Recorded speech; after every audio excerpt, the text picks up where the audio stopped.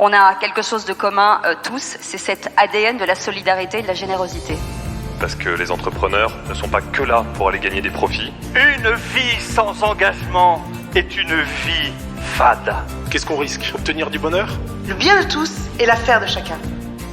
Vous écoutez Génération Bien Commun. Je suis Thomas Tixier et tous les 15 jours, je reçois un invité qui s'engage au service du bien commun. Ensemble, nous discutons de son parcours, de ce qui l'anime au quotidien et de ses actions concrètes en faveur de la société. Rejoignez-nous dans ce podcast pour découvrir des échanges sans tabou avec ceux qui osent s'engager.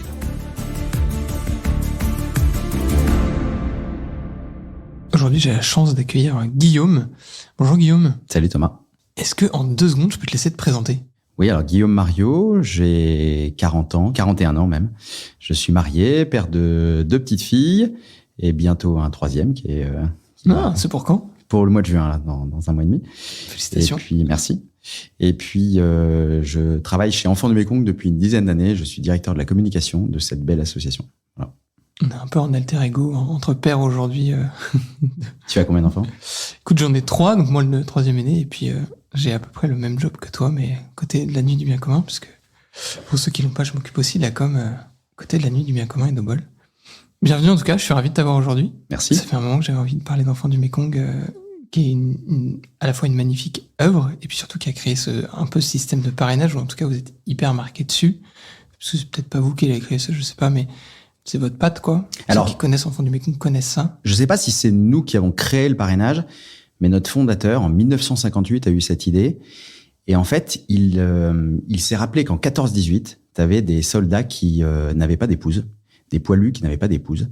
Et il s'est dit, non seulement je vais m'inspirer de cette histoire, c'est-à-dire on les appelait des marines de guerre. Et elles écrivaient aux poilus pour leur dire, accroche-toi dans les tranchées, et voilà, on a besoin de toi.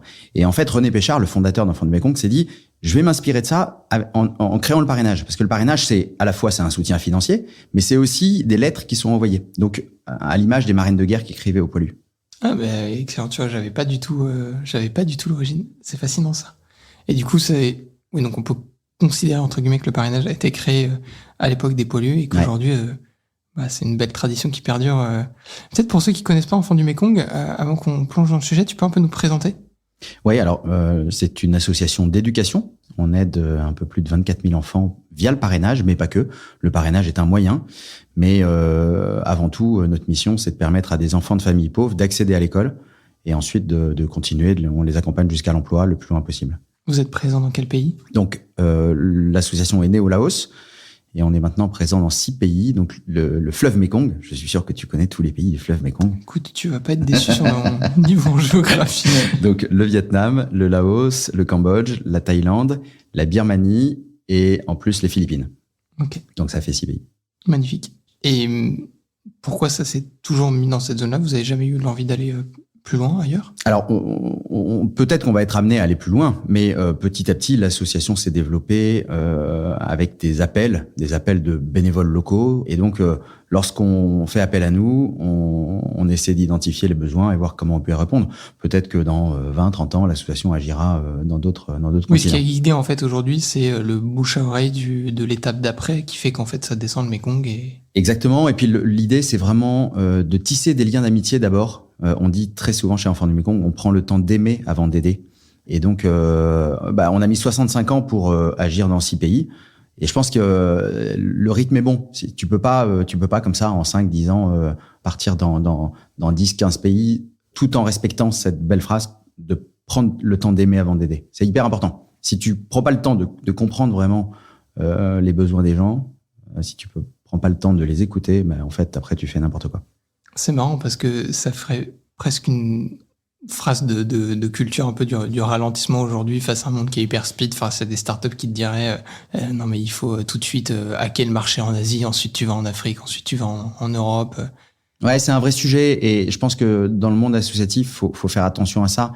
Il y a une anecdote qui est assez marrante que tu connais peut-être d'une ONG. On aime dire que c'est une ONG américaine qui arrive en Afrique et puis ils arrivent dans un petit village et s'aperçoivent qu'il y a pas de puits et donc les mamans du village sont obligées de marcher 4 heures tous les matins pour aller chercher de l'eau. Et donc ils se disent mais c'est pas possible, on peut pas faire ça et tout. Donc ils arrivent, allez hop, ils lèvent $300 000, ils arrivent dans le village, ils creusent un puits, ils sont hyper contents et puis ils reviennent 3 ans plus tard Et en fait, le puits est bouché. Il y a des pierres jusqu'en haut. Alors, il se dit, mais merde, qu'est-ce qui se passe, quoi? Donc, et là, il commence à s'intéresser aux gens. Il dit, mais alors pourquoi vous avez bouché le puits, etc. Et en fait, ils se rendent compte que ces mamans, avant, avaient un plaisir fou à partir pendant 4 heures, parce que c'est le seul moment de la journée où elles n'avaient pas leur mari sur le dos, et qu'en fait, pour elles, c'était la bouffée d'oxygène, quoi. Ce qu'elles faisaient à 4 heures, elles auraient pu le faire en une demi-heure, mais elles prenaient le temps, et c'était le moment de la parlotte, etc. Et donc, alors c'est une phrase, c'est une anecdote qui, je pense, n'a jamais existé, mais qui est assez marrant et qui montre à quel point, parfois, on peut être à côté de la plaque si on prend pas le temps d'écouter les gens, quoi. Oui, c'est très parlant, c'est explicite, il y a pas de détour. Ouais. Trop bien. Je reviens un peu sur ta vie et sur ta présentation. Donc, ça fait 10 ans aujourd'hui que tu es chez Enfants du Mékong. Avant, Ouais. tu as eu, j'allais dire, une autre vie. Tu as bossé. On en parlait tout à l'heure, là, un peu en off. Tu as bossé notamment chez Bouygues. Est-ce que pour toi, il y a eu un changement j'allais dire quasiment de paradigme en disant, je vais quitter le monde de l'entreprise? Parce que pour ceux qui l'ont pas, hein, mais du coup, à l'époque où tu étais chez Bouygues, c'était les débuts, enfin, on était dans la croissance de Bouygues, donc plutôt dans ce qu'on appellerait une start-up aujourd'hui. Donc, potentiellement, des bons postes à prendre, une boîte dynamique, qui avait bonne presse. Toi, tu continues dans cette voie-là et cette voie professionnelle. Il y a ce moment où tu bascules dans le monde associatif. Est-ce que pour toi, ça a été un vrai choix, et quel a été l'élément déclencheur qui t'a fait un peu changer du monde de l'entreprise au monde associatif? Alors, j'ai pas rejeté le monde de l'entreprise. J'adore Bouygues Télécom. J'ai gardé je m'entendais hyper bien avec mon manager de l'époque. Mais je dirais que, en ce qui me concerne, il y a eu peut-être 2 événements marquants dans ma vie. Un premier, j'étais en 2004, le 26 décembre 2004, sur une île en Thaïlande, sur l'île de Koh Phi Phi, le jour où il y a eu un tsunami. Je sais pas si t'as entendu, si tu te souviens t'étais peut-être trop jeune, mais c'est un drame c'est la plus grosse catastrophe climatique du XXe siècle. Hein. Il y a eu plus de 250 000 morts. Et j'étais sur l'île de Koh Phi Phi et j'ai vu devant mes yeux la vague. Et sur Koh Phi Phi, il y a à peu près la moitié de la population qui est décédée ce jour-là. Et ce jour-là, j'ai vraiment eu le sentiment qu'une deuxième vie commençait. Alors, je sais pas si tu connais cette phrase de Confucius que j'aime bien, qui dit on a tous 2 vies, une première et une seconde lorsqu'on a compris qu'on en avait qu'une. Et ce jour-là, j'ai compris que j'avais qu'une vie, et j'ai commencé à m'impliquer comme bénévole à partir de ce moment-là. Donc 2005, parce qu'à l'époque j'avais donc 23, 24 ans, et j'avais à peu près, à part 2-3 missions de bénévolat, j'avais à peu près rien fait pour les autres, quoi. Enfin, j'avais une vie d'étudiant d'école de commerce, et donc j'ai commencé à ajouter une touche un peu de bénévolat dans ma vie. Ça a commencé comme ça, et je me suis dit, alors si le Seigneur existe, il m'a donné une deuxième chance, et il faudrait peut-être que cette deuxième vie, elle soit un peu plus tournée vers les autres, quoi. Donc c'est comme ça que je me suis impliqué, d'abord comme bénévole, et puis j'ai commencé à parrainer un enfant avec Enfants du Mékong. Je me suis pas mal impliqué à Singapour, parce que je vivais à Singapour à ce moment-là. Donc je me suis beaucoup impliqué pour Enfants du Mékong là-bas. Et puis petit à petit, dans d'autres assos, j'ai aidé dans quelques autres assos. Et puis notamment auprès de personnes de la rue, auprès de personnes. J'ai été aussi accompagnateur pour une asso qui est super, qui s'appelle À Bras Ouverts. Ouais, j'aime beaucoup. Et puis en 2011, il y a eu un autre épisode marquant dans ma vie, parce que j'ai un frère qui est décédé subitement. Et je pense que ces 2 événements font que j'ai fait ce choix-là. Et je me dis souvent, je serais pas aujourd'hui chez Enfants du Mékong s'il n'y avait pas eu ces 2 événements, pardon. Et je pense que, paradoxalement, je serais peut-être pas aussi heureux aujourd'hui, parce que je suis pleinement épanoui dans ce que je fais, s'il n'y avait pas eu ces 2 événements. Donc, d'événements dramatiques, on peut en tirer du bien, quoi. Ouais, avoir un rebond, Ouais. un rebond fort. Je trouve ça assez fort que t'oses les mettre en perspective. C'est des événements qui ont été durs pour toi. J'ai mis plusieurs années pour arriver à parler de ces événements. C'est-à-dire que le tsunami était en 2004. Je pense que jusqu'en 2008, j'arrivais pas à parler de cet événement. Et puis le décès de mon frère, j'arrivais pas à en parler non plus pendant 3-4 ans après. Mais je pense que c'est important de l'exprimer, puisque je réponds à ta question. Et parfois je me dis, mais pourquoi attendre? C'est surtout pour ça que je veux témoigner de ça. C'est pourquoi attendre d'avoir un tel choc pour commencer à agir pour les autres, en fait. C'est comme ça que je retourne le truc. C'est, en fait, probablement, s'il n'y avait pas eu ces 2 événements, j'aurais peut-être jamais agi pour le bien commun, pour les autres, en fait. Et j'aurais pas reçu tout ce que je reçois aujourd'hui, quoi. Tu vois ? Mais je pense à tous ceux qui nous écoutent et à qui je souhaite pas ces drames. Je sais que toi non plus, mais qu'est-ce qu'on peut dire à, tu vois, quelqu'un qui a une vie, j'allais dire, tranquille, au toit la veille du tsunami? Qu'est-ce que tu lui dirais pour... c'est cette phrase de Saint-Augustin qui dit vivez aujourd'hui comme si vous alliez mourir demain. En fait, mais après c'est facile à dire. Après, dans son quotidien, on est tous, je veux dire, moi je suis le premier aujourd'hui à repousser au lendemain certaines décisions. Je suis parfois, j'arrive pas à tenir mes engagements. Enfin, je veux dire, on est tous comme ça. Mais c'est bien de temps en temps de se le rappeler et de se dire qu'effectivement, ça peut s'arrêter demain. Enfin, je veux dire, là, on est à Paris ensemble tous les deux, on peut peut-être sortir et puis d'un coup on se fait écraser par un bus. C'est une réalité. On a tous le même rapport à la mort, qu'on soit milliardaire ou au chômage, peu importe, quelle que soit notre situation, on a tous le même rapport à la mort et elle peut arriver de manière assez brutale, quoi. Et donc si quelqu'un a une aspiration depuis longtemps pour l'art, pour le monde associatif, en fait quel que soit le sujet, il y a un moment faut pas attendre, quoi. Faut y aller, quoi. Trop bien. Chez Enfants de Mékong, du coup, on parlait un peu du principe du parrainage. Si on rentre un peu plus dans le concret, du coup, de la mission, en fait, c'est un Français, ou d'ailleurs à peu près qui a envie, depuis Enfants du Mékong, va pouvoir parrainer un enfant. Donc, en fait, c'est un don derrière. Et le retour, c'est ces fameuses, lettres des poilus, des enfants qui écrivent en donnant des nouvelles aux donateurs. Exactement. Donc, c'est un échange. On parraine un enfant dont on sait... un peu toute l'histoire. On reçoit après un dossier où on a l'histoire de sa famille, on connaît les frères et sœurs, on connaît la situation des parents, on sait exactement où il habite.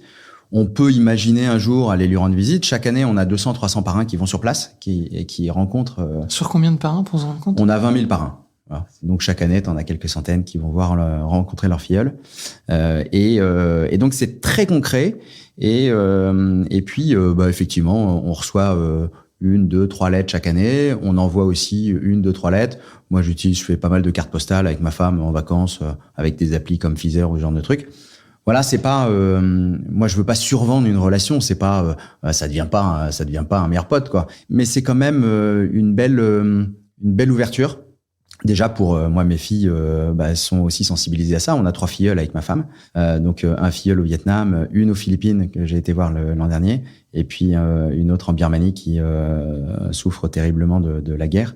Et donc on reçoit des nouvelles, ça permet de s'ouvrir et voilà. Après ça reste une petite goutte pour nous, mais là-bas l'impact est considérable. C'est quelques euros que nous donnons ici et qui pour les familles que nous aidons, c'est une bouffée d'oxygène qui est considérable. En fait, c'est comme si toi, Thomas, je te disais voilà, t'es augmenté de 30-40% sur ton salaire. C'est à peu près ça. Merci. C'est-à-dire que les familles qu'on aide gagnent 2-3 dollars par jour et donc une centaine de dollars par mois.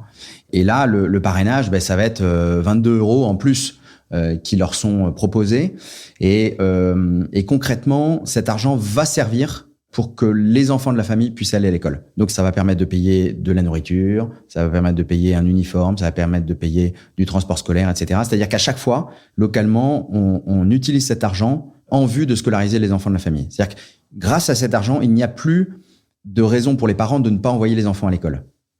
Et c'est la contrepartie même du parrainage que d'envoyer l'enfant à l'école. Ouais, et qui honore du coup la mission de base des enfants du Mékong, de Exactement. Scolariser plus d'enfants Exactement. dans ces pays-là. Ouais, je trouve ça assez juste. Il y a un truc qui m'a intrigué, t'as cité un montant hyper précis. Ouais. C'est un choix que vous avez défini, c'est l'expérience qui vous a... C'est les coûts là-bas. Ouais, c'est les coûts là-bas. C'est aussi le désir d'apporter un plus à une famille sans la déresponsabiliser. C'est-à-dire que on sait qu'avec 22 euros qui sont reversés, alors après, on agit dans 950 villages, donc tu as à chaque fois une façon d'agir qui va être différente. Parfois, c'est pour payer des cours complémentaires. Parfois, c'est pour payer, je te le disais, un uniforme ou autre. Et en fait, c'est ce petit plus qui va aider la famille sans la déresponsabiliser pour autant. Donc voilà. Après, on fait face à de l'inflation dans certains pays. Il y a des endroits où les 22 € sont pas suffisants et donc on doit compenser avec de l'argent qu'on reçoit de fondations, d'entreprises, etc. D'autres endroits où c'est largement suffisant. Donc voilà. Après, il faut aussi avoir pour nos parrains une proposition qui est claire et qui est simple. Ouais, 22 €, c'est à peu près un bon abonnement Netflix. Ouais. Alors pour le parrain, c'est 28 €. Après, il y a une part qui va permettre de payer les frais de suivi de l'association, etc. Et il y a 22 € qui vont concrètement à la famille. Et tu as raison, 22 €, 28 €, c'est après déduction fiscale, c'est 7 €. Et c'est donc un petit abonnement Netflix. Ouais, c'est un paquet de clopes, quoi, même pas, ou c'est une bière dans un bar. Donc voilà. Non, mais je trouve ça pardon pour mes exemples qui sont pas. On fera passer les petites mentions légales qu'il faut. Ouais. Non, mais c'est intéressant parce que je trouve que ça donne un bon moment en fait du geste. Dire si pour ceux qui essaient d'arrêter la clope ou nous moins boire ou machin, en fait. C'est un bon petit truc. Et ça nous arrive chaque année. Il y en a qui nous disent j'ai arrêté la clope et donc tout ce que je ne fume pas, je vais en faire des dons. Et c'est sympa, quoi. C'est marrant. Ouais, intéressant. Mais c'est un peu tout le parallèle qu'on essaie de faire sur Génération Bien Commun avec la dimension plateforme. Pour ceux qui l'ont pas vu, effectivement, je vous invite à aller jeter un coup d'œil. Dans l'onboarding qu'on a proposé dans cette plateforme, la première question qu'on me pose, c'est ton salaire. Pour tous ceux qui se posent la question, on ne garde pas cette information dans la base, c'est juste pour faire le calcul de maths qui va derrière. Et en fait, on regarde, si tu donnais 1%, voilà à quoi ça correspondrait, 2%, 3%, 4%. Et le ratio avec déduction fiscale et l'impact que ça. Et c'est là où, en fait, tu te rends compte que, effectivement, on a de la chance d'être dans un pays développé, où on gagne relativement bien nos vies, et où, en fait, peu de choses pour nous peuvent avoir un impact énorme à d'autres endroits de la planète si on ose regarder là-bas, quoi. Ouais, bien sûr. Et puis, cet impact aussi, il va dans les deux sens. En fait, moi, ce que j'aime beaucoup chez Enfants du Mékong, c'est que c'est 24 000 enfants parrainés, et donc c'est autant de parrains qui voyagent sans voyager, c'est-à-dire que ils voyagent sans prendre l'avion et ils découvrent une culture. Très souvent, moi, je rencontre des gens qui me disent j'ai été en Thaïlande et puis la plus belle partie de mon voyage, c'est la rencontre que j'ai fait avec telle ou telle personne. Ben en fait, le parrainage, c'est un moyen de voyager aussi sans voyager. Enfin, c'est une ouverture qui est dingue. D'une part, et puis on envoie chaque année 60 volontaires sur le terrain qu'on appelle des bambous. Donc, ce sont des jeunes qui donnent 1 an de leur vie. Type service civique, sortie d'études. Et alors, VSI, Volontariat de Solidarité Internationale. Donc, on a un partenariat avec le ministère des Affaires étrangères. Et tous ces jeunes, quand ils reviennent, s'impliquent pour des assos en France. Et tous ces jeunes, quand ils reviennent, nous disent, mais en fait, j'ai appris, moi j'aime bien l'expression, le goût du don, si tu veux. C'est quelque chose qui s'apprend, en fait. Tu apprends à donner de ton temps et à prendre du plaisir comme t'apprends les maths, le français, la physique. En fait, c'est pas forcément inné, en fait. Pour les maths, je te confirme. Et en tout cas, c'est le retour de tous nos volontaires. Quasiment la totalité d'entre eux, après, s'impliquent pour d'autres assos en France. Donc, c'est une école du don, en fait. Est-ce que le plus marquant, en fait, c'est le retour de ces bénévoles et de voir, en fait, là, en disant tout ce que ça peut produire chez eux et du coup, l'impact, j'allais dire, à rebond, un peu en mode ricochet, ou l'impact sur place. Les deux sont pas vraiment dans la même balance, mais ça a toujours quelque part un peu paradoxal, mais dans l'univers de ceux qui voyagent, qui vont faire de l'humanitaire, on a souvent cette phrase qui revient de dire « j'ai plus reçu que je n'ai donné ». Alors, c'est pas forcément uniquement lorsqu'on part à l'autre bout du monde. Hein. Moi, je remarque que quand tu donnes du temps en France auprès de personnes de la rue ou autres, tu ressens la même chose, en fait. Hein. C'est vrai que la joie de la rencontre, elle nourrit toujours plus que le don de temps ou d'argent que tu as pu donner, quoi. Et ça, c'est ce qui fait notre humanité, et c'est hyper beau, quoi.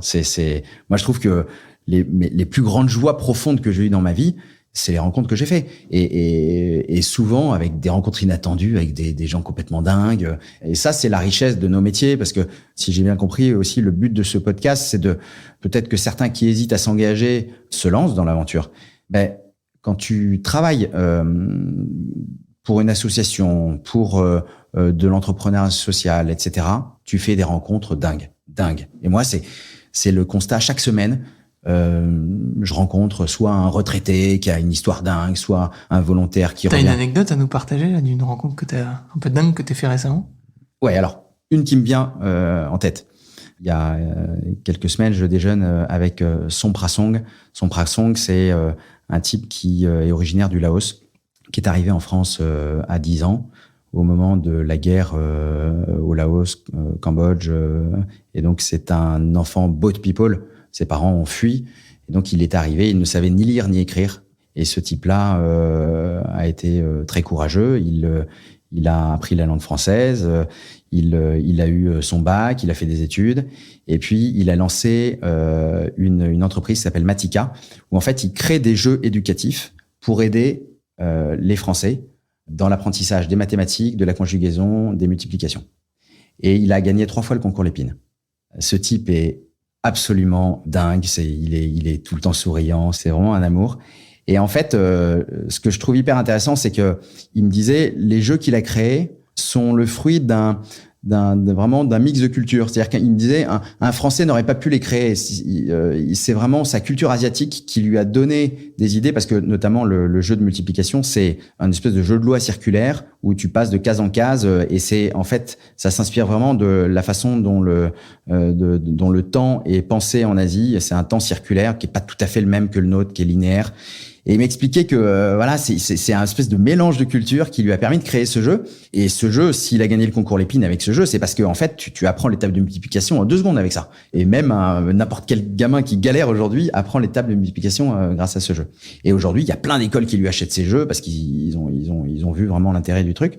Voilà, et j'ai trouvé cette rencontre passionnante parce que il me disait à la fin, j'ai créé ces jeux pour rendre à la France ce que j'ai reçu.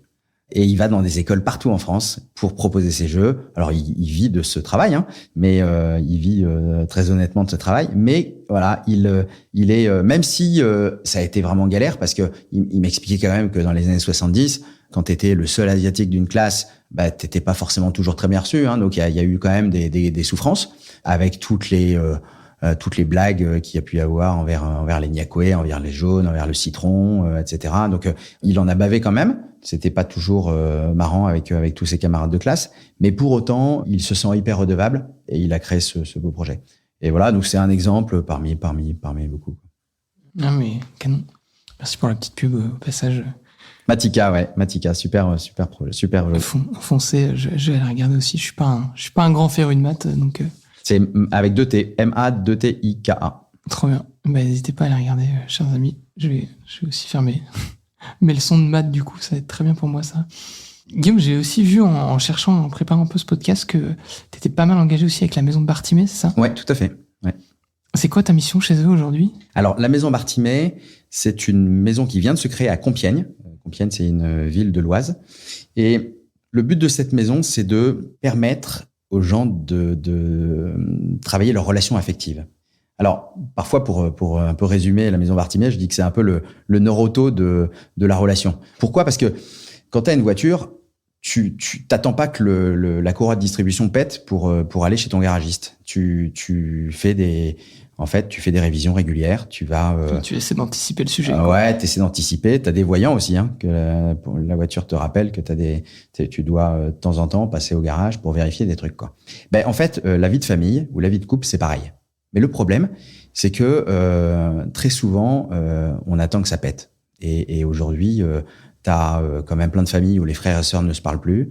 T'as plein de familles où bien sûr les couples se séparent. Ça c'est malheureusement très fréquent. Des familles où les enfants ne parlent plus à leurs parents, etc.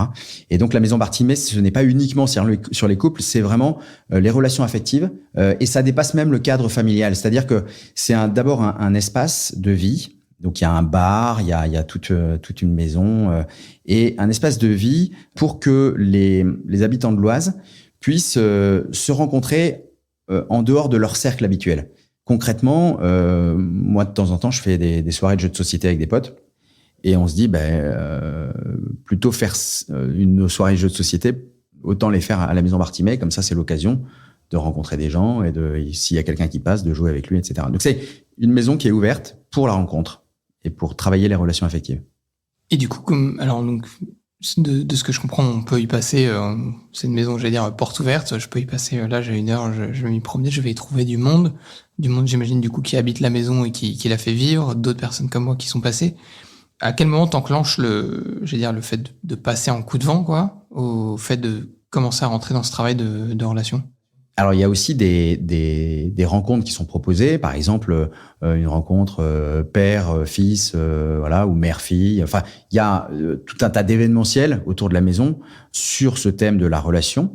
Et il y a des soirées-jeux, il y a tout un tas de... Voilà, la maison ne pourrait pas vivre si d'elle-même, elle proposait pas tout un tas d'activités, quoi. Donc, le tout, c'est pas d'avoir un bâtiment, c'est de le faire vivre.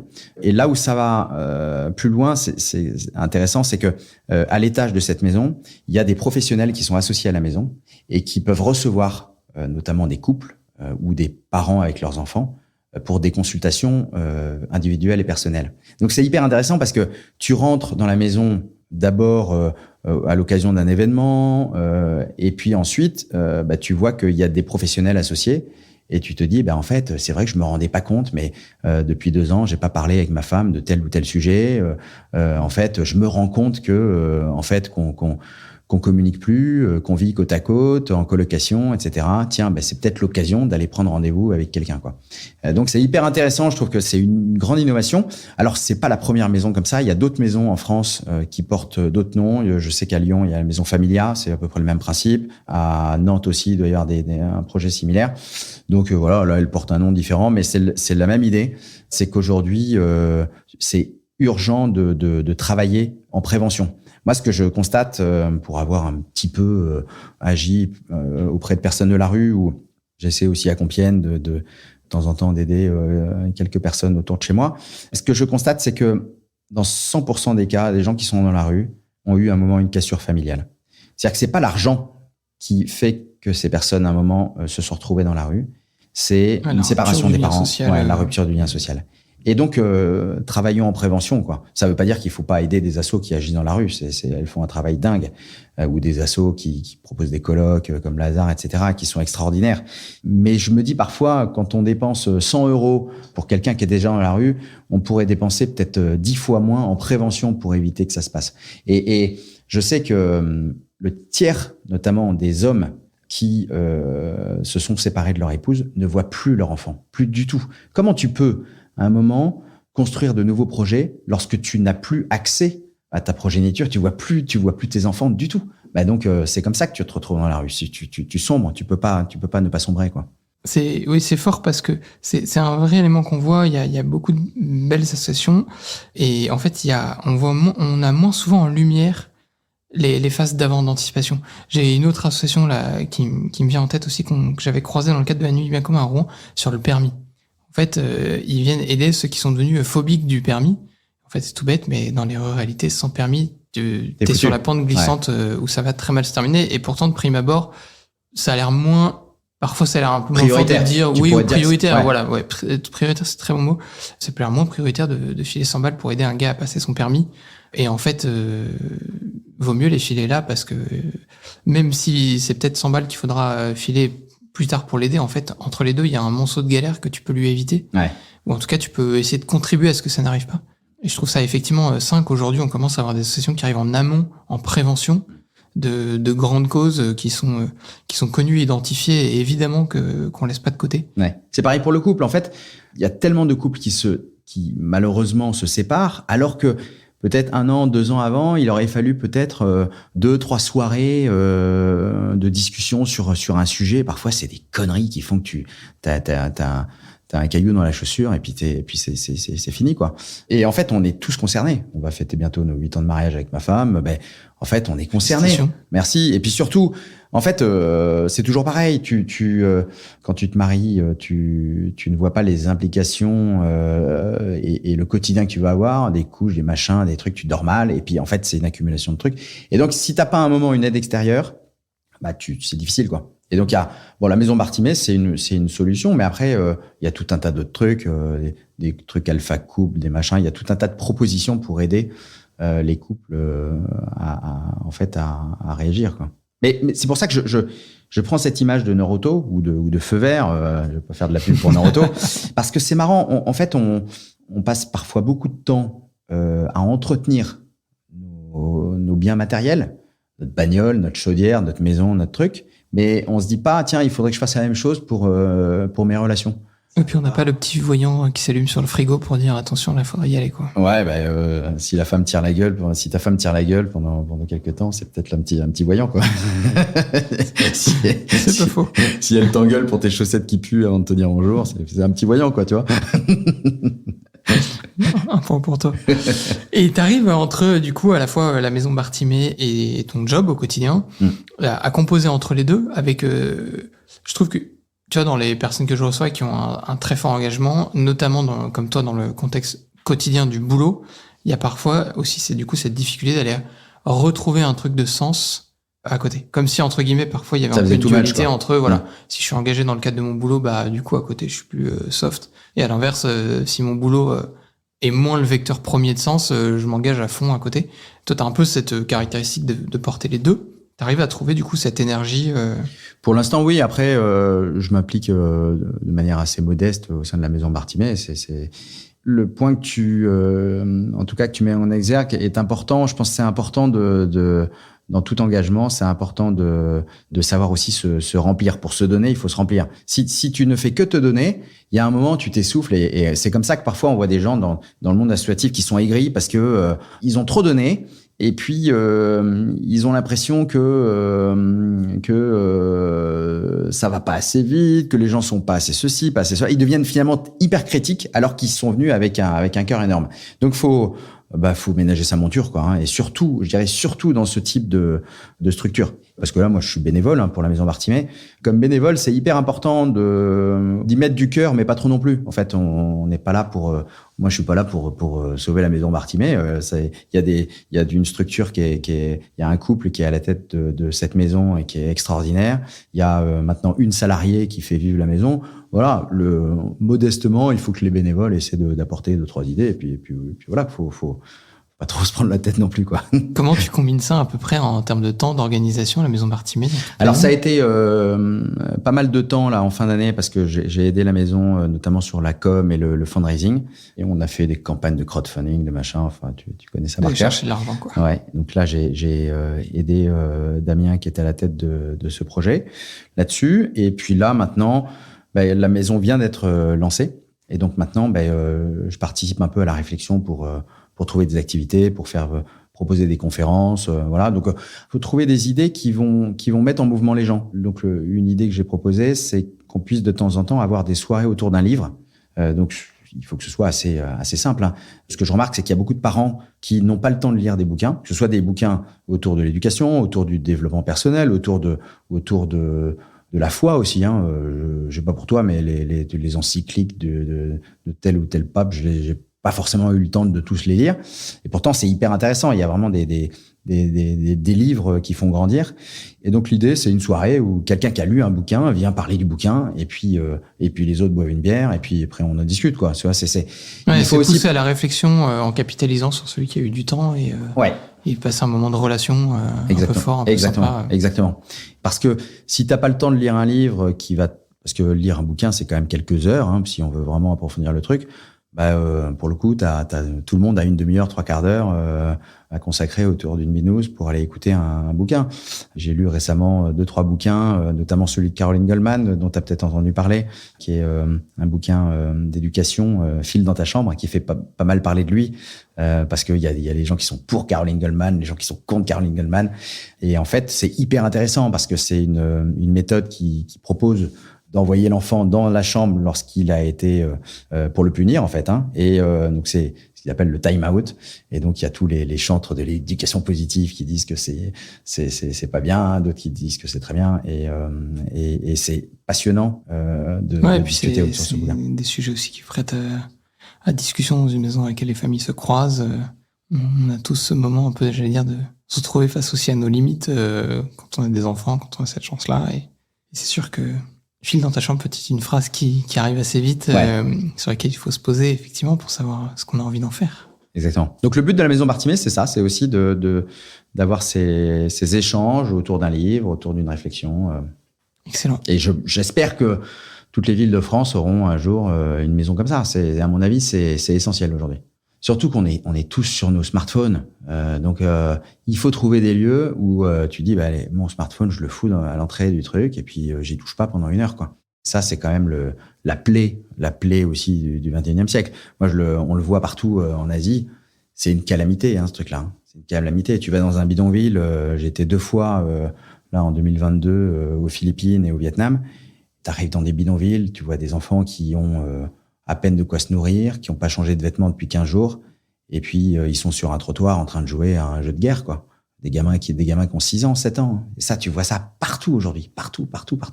Là, je parle de gens qui gagnent 2-3 dollars par jour et qui vont emprunter. Si toi, t'empruntes pour acheter une maison, eux vont emprunter pour acheter un smartphone pour aller faire des jeux à la con. Enfin, c'est dramatique, hein. Donc ça, c'est vraiment l'un des grands défis qui nous attend, quoi. Comment avec Enfants du Mekong, vous arrivez un peu à lutter contre ces trucs-là? Dans la phase d'éducation et tout? Lorsque nos jeunes sont dans des centres tenus par Enfants du Mekong ou des foyers, il y a des règles. Après, lorsque les jeunes sont dans leur famille, on essaie de sensibiliser les parents, mais c'est hyper dur, quoi. C'est hyper dur. Je pense que là-dessus, on est encore aux prémices du truc, hein. C'est partout pareil. C'est-à-dire que tu remarques que les parents te disent oui, vous avez raison, mais eux-mêmes continuent d'utiliser le truc à fond. Et c'est un peu la même chose chez nous. Moi, ma fille de 6 ans m'a fait la remarque il y a une dizaine de jours en disant ah papa, pourquoi t'es tout le temps sur ton téléphone? Waouh, ça m'a piqûre de rappel. Ah ouais, ça m'a foutu un choc, quoi. Je me dis mais comment dans 10 ans je vais pouvoir la décrocher de ce truc-là si moi-même je suis tout le temps les yeux rivés dessus, quoi. Donc c'est un vrai défi. Je pense qu'effectivement t'es large. Ouais. C'est probablement plus dans 2-3 ans. Ouais, peut-être, ouais. La vitesse à laquelle ça va. Je sais pas quelle forme ça aura, tu vois, mais. Peut-être. Mais il y a quelques mois, j'entendais, ça m'a beaucoup marqué. J'entendais à la radio le président du Milan AC, club de foot italien. Et il disait, régalez-vous avec le foot, là, en ce moment, parce que dans quelques années, le niveau va vachement baisser, le niveau des footballeurs. Et le gars lui dit, ah bon, mais pourquoi? En fait, aujourd'hui, les gamins de 12-13 ans, ils sont mauvais, parce qu'ils sont toute la journée sur leur téléphone. Et donc, dans 7-8 ans, ils seront pas forcément meilleurs, quoi. Ça m'a vachement marqué. Tu te dis, mais le Lionel Messi de demain, il sera peut-être moins bon, quoi. Écoute, c'est un parallèle que j'avais encore jamais fait, mais ça donne une dimension de réflexion aussi sur l'impact à tous les niveaux du temps qu'on passe sur les écrans. Et c'est pour ça que les patronages ou ce genre de trucs sont essentiels. Il faut absolument sortir nos jeunes des écrans. Et ça fait partie de la pédagogie aussi. Je reviens sur Enfants du Mekong. En fait, notre association va bien au-delà de l'éducation. On a toute une formation intégrale où on essaie d'aider chaque jeune à se construire, à développer ses talents et à travailler sur ces sujets-là. Donc, on a notamment dans nos centres 250 activités qui ont été testées et éprouvées pour aider les jeunes par le jeu, à se construire. Alors, je te donne une activité toute simple. Je sais pas si tu connais, tu as un vase avec des gros cailloux, des cailloux un peu plus petits, du sable et de l'eau. Et tu dis aux enfants, les gars, essayez de mettre tout ça dans le vase. Alors, pour certains, ils commencent par mettre l'eau, puis après le sable, etc. Et puis, en fait, si tu fais dans cet ordre-là, à la fin, quand tu mets les cailloux, il y a tout qui déborde. Et en fait, pour mettre tout dans le vase, il faut d'abord mettre les gros cailloux, puis après les cailloux un peu plus petits, puis après le sable qui va, et puis tu finis par l'eau qui va combler les trous, en fait. Donc, ils jouent à ça. Et puis après, on leur dit, dans votre vie, quels sont les gros cailloux? Quels sont les cailloux moyens? Quels sont le sable? Donc, si vous jouez à Netflix ou aux réseaux sociaux, est-ce que c'est les gros cailloux? Si vous faites ça, est-ce que vous arrivez après à mettre les vrais cailloux qui sont votre travail, l'amitié, la famille, etc. Et donc, c'est un moyen par le jeu de les faire grandir, quoi. Et on a plein d'activités comme ça en vue de permettre à chacun de nos jeunes de se connaître, de s'orienter. L'orientation, c'est un sujet qui est clé. Et puis, de travailler sur l'estime d'eux-mêmes, sur la confiance, etc. Donc ça, c'est toute une pédagogie qui est mise en place aussi chez nous. Et pour les auditeurs qui nous écoutent, est-ce qu'aujourd'hui, vous avez des besoins, si on veut partir en VIE, ou est-ce que vous recrutez chez Enfants du Mekong si on a envie de rejoindre l'aventure? Alors, pour ce qui est des VSI, on vient de terminer notre campagne de recrutement. On a chaque année entre 250 et 300 candidatures pour 60 postes. C'est quand même génial. Les places sont chères. Non, mais c'est hyper enthousiasmant. Ça montre à quel point, si tu veux, la jeunesse a envie de s'engager. Donc ça, c'est vraiment top. Donc là, notre promo est bouclée, mais pour l'an prochain, il faut tenter sa chance. Et puis après, il y a plein d'autres façons d'agir, hein. On a 20 000 parrains en France, et puis il y en a plein qui aident aussi là où ils habitent pour faire parler de l'asso, pour organiser des événements, pour organiser tout un tas de trucs. Il y en a qui parfois organise des tournois de pétanque solidaire, des pièces de théâtre. En fait, on essaie de proposer à chacun de mettre ses talents au profit de l'asso, quoi. Ça marche assez bien. C'est une bonne chose, ça. Et puis on peut devenir parrain, ce qui est aussi un super moyen d'agir. Et c'est un super moyen d'agir dans la durée. Enfin, l'éducation prend du temps. Et... Il y a une durée d'engagement sur le parrainage? 50 ans. Non. Non, en fait, quand tu commences à parrainer, t'aides une famille, donc c'est quand même un engagement dans la durée. Après, un parrain envoie juste un email pour dire qu'il veut arrêter s'il a envie d'arrêter. Si en tant que parrain, t'as un souci financier, je sais pas quoi, t'es au chômage. Oui, de toute façon, tu peux arrêter quand tu veux. Sur l'attente, mais ouais, bien sûr. Et puis, mais c'est quand même une aventure qui engage dans la durée. Ouais. Mais c'est un point qui me semble assez important aujourd'hui. On dit beaucoup que les associations doivent se structurer, doivent se professionnaliser. Je pense qu'il y a aussi un sujet, c'est la pérennité du don et le fait de s'engager dans la durée. Encore plus, là, ça prend tout son sens parce qu'on peut soutenir un enfant pendant la durée de sa scolarité ou une partie de sa scolarité. Au-delà du fait que ça pérennise le modèle, c'est aussi de la fidélité. Et en fait, on a une fidélité aux marques de fringues qu'on achète, aux outils de télécom qu'on achète, etc. Je pense qu'en fait, avoir aussi une fidélité dans les associations qu'on accompagne, c'est aussi fluidifier, permettre à ces associations-là de grandir. Et avec le modèle d'enfant du Mékong, il y a un lien immédiat, quoi. Oui. On est accroché à une personne. Pour discuter avec un certain nombre de confrères dans d'autres associations, c'est vrai que avoir des soutiens réguliers, il vaut mieux pour une association avoir quelqu'un qui va donner 100 € par an pendant 10 ans plutôt que 1000 € d'un coup. Parce qu'en fait, ça lui permet d'avoir de la perspective, ça lui permet d'engager des nouveaux projets en se disant j'ai déjà 1000 donateurs dont je sais qu'ils vont être fidèles. Et c'est essentiel. Et j'ai certains confrères qui, parfois, début décembre, il leur reste 30-40% du budget à boucler de l'association.